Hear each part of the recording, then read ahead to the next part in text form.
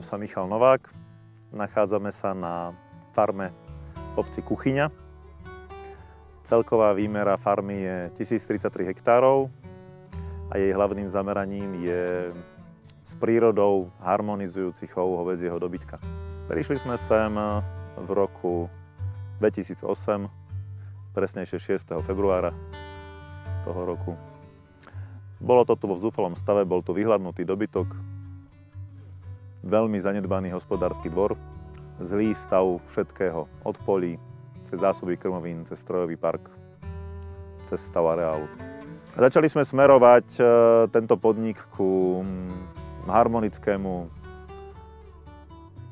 veľmi silne ekologicky a šetrne ladenému hospodáreniu z niekoľkých dôvodov.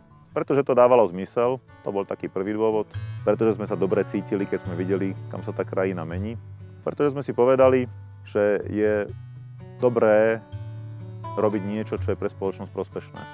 Tak sme nakoniec došli k idei, že keď už máme ten vlastný kvalitný hovädzí dobytok, že by sme mali spraviť aj bytúnok, na ktorom ho budeme môcť porážať a našim ľuďom tu na Slovensku dávať naše kvalitné mäso k dispozícii. To bola taká hlavná myšlienka. Postupne sme to rozvinuli s viacerými partnermi do takého veľmi úspešne fungujúceho podniku, ktorý postupne, keďže je to veľký podnik, tak to nie je tak rýchlo vidieť, ale pomaly, ale isto sa posúvame a všetky procesy zlepšujeme. Od pastín, cez stav polí, cez stav hospodárskeho dvora, samozrejme stav stáda.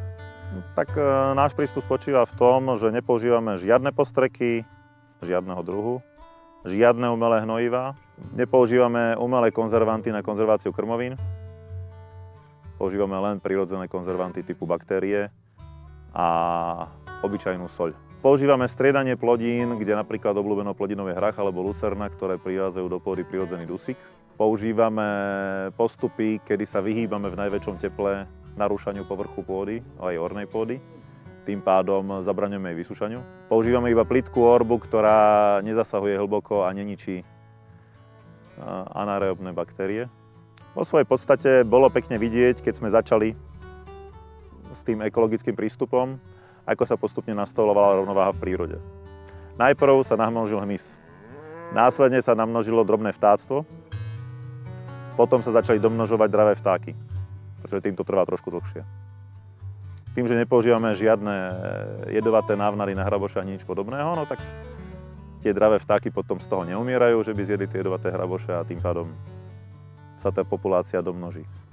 Bolo to veľmi ťažké, pretože boli v istú dobu veľké škody od drobného vtáctva, najmä vrabcov, ktorých tu boli obrovitánske krdle, ktoré si bežný človek ani nevie predstaviť, ktoré boli schopné zjesť 5-hektárový kruh pšenici.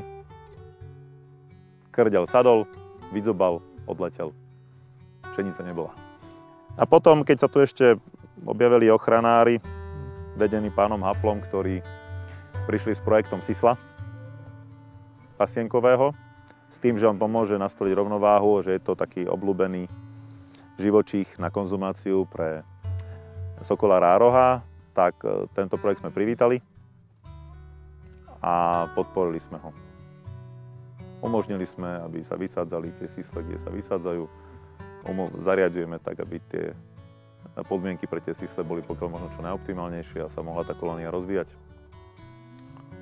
A je to taký ďalší prvok, ktorý dáva človeku tak pochopiť, že to naozaj má význam. Na to, že sme to posunuli tam, kam to má význam a dokázali sme vydržať a nezlomili sme sa.